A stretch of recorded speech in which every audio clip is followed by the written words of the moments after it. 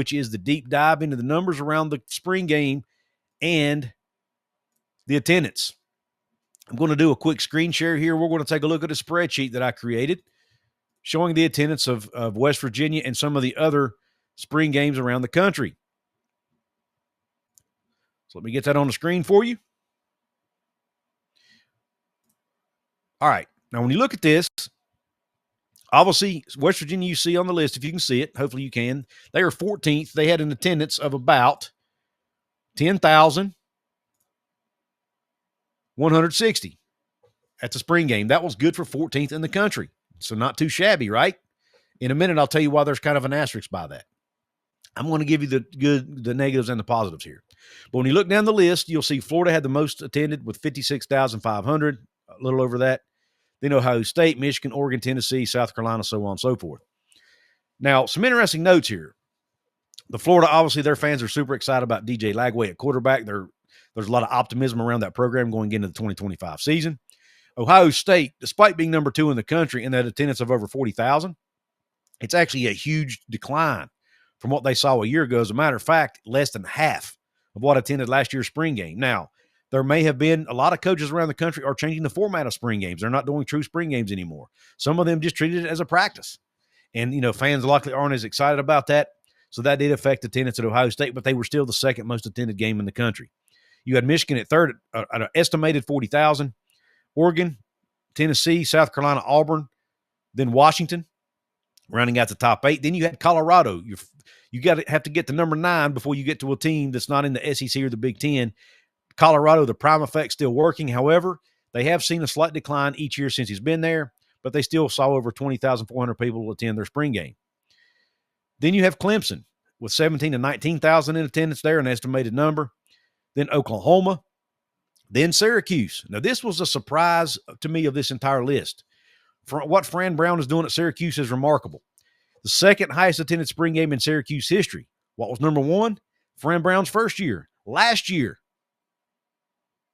when they had even a little more than the 14,483. Now, the article on 24/7 Sports I found this from did iterate, they did say that, that number, that 14,483, that many people did not attend. There were some unused tickets. However, that's still a very, very good number, especially when you consider that Syracuse had never gotten over 6,000 people to a spring game in their history until Fran Brown arrived. So what he's doing at Syracuse is remarkable. Great job, Fran Brown, for getting Syracuse football back on the national scene. To round out the list, you've got Alabama at 13. Only 10 to 15,000 attended the spring game in Tuscaloosa, by the way, that's a drop of about 60,000. However, he altered the format. Kalen DeBoer altered the format, did not have a true spring game, only he basically treated it as a practice. So I'm sure fans weren't super excited about that. Then you get West Virginia, who was at 10,160. Fans are excited about Rich Rod. However, when you look at the numbers from last year, it's actually a decline of about 8,000 people. They saw about 18,000 at the spring game a year ago. Fans were excited about the 2024 season. Garrett Green was a senior. They had a lot of returning pieces on the O-line. They were opening with Penn State. There was a lot of excitement going into 2024, and it ended up being a letdown. But there was a lot of positivity going into 2024. Fan base not quite as excited, but some of that blame does go to Rich Rod. He was kind of playing down the spring game, said there wasn't even going to be a game, even though he ended up playing a game about 90 snaps worth of football. But, the fans probably were a little bit less inclined to attend because of what he was saying about the game likely being just a spring showcase. Then to round out the top 21, you've got Wisconsin at about 78-40, another Big Ten team. Then you have estimated numbers for the rest of these teams. But you had Louisville, Miami, North Carolina, and Indiana all at about 5,000. Texas Tech at about 3, and then 3,000 in Arizona at about 1,500. Now, let's talk about the negatives and the positives to these numbers. Now, first, let's talk about the negatives. There's some asterisks here. A lot of teams around the country did not even have a spring game. Teams like Texas, Florida State, Illinois, just to name 3, Nebraska. Had those teams had spring games, they likely would have been more highly attended than West Virginia's. At least 3 of those would have been anyway. But they didn't have them.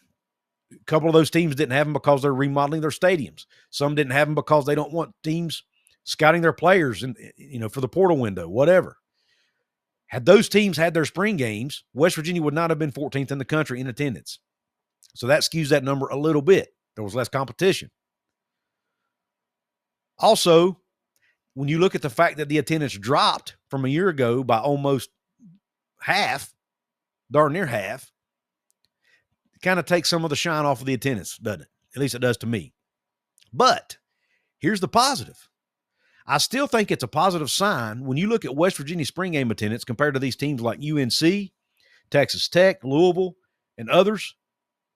And they had a much higher attended spring game than those teams, even better than Wisconsin. And right there knocking on the door of Alabama, it's pretty darn good. And I still think it goes to show that West Virginia fans are locked in. They're dialed in. They're passionate. They care about the Mountaineer football team. And I think that's good. I think it's good for this to be in the national media. I think it's good for people like me to talk about it. Hopefully someone else will take this and talk about it as well. It's good for 24/7 to write about it. This was actually a national 24/7 article as well. It wasn't on earsports.com. By the way, I will share a link to this article in the description. But yes, 10,160 is not awesome. It's not a super great attendance, but it is better than a lot of other Power 4 teams around the country. And I think that's good for the West Virginia fan base. It's good for the brand. And it shows that West Virginia fans care. And in this day and age of realignment, and when brand value matters, all that stuff matters. And so I wanted to bring this to your attention. I didn't know how many of you had seen that, and I hadn't seen anybody else talking about it. So I wanted to talk about it here on the show. But you let me know your thoughts in the comments section about West Virginia having the 14th highest rated spring game attendance in the country. Again, maybe with an asterisk, but I'll let you be the judge of that. I do want to give a quick shout out to another channel sponsor here, Appalachia Digital, the folks who designed my brand new website at wvsportschat.com. Go to their website, appalachiadigital.com/Couz. Let them know I sent you. And if you want a brand new website, they will help you out. If you need your website to be found easier by Google, they can do that too. Go check them out. They did a great job on my site. I'm sure they would do the same for you. And I thank them for supporting what we're doing here on the channel. And also want to give a quick shout out to my paid VIP channel members here on the episode.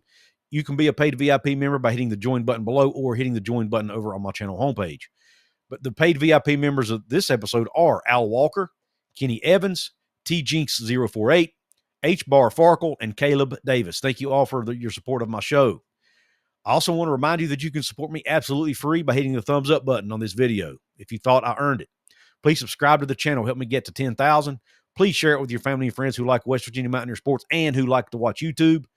Last but not least, notification bell, so you'll be notified of future uploads and future live shows. I appreciate you tuning into this episode. You may want to check out this other video in the corner of your screen. YouTube says you'll like it. Hope the rest of your day is top shelf. God bless, and cue country roads.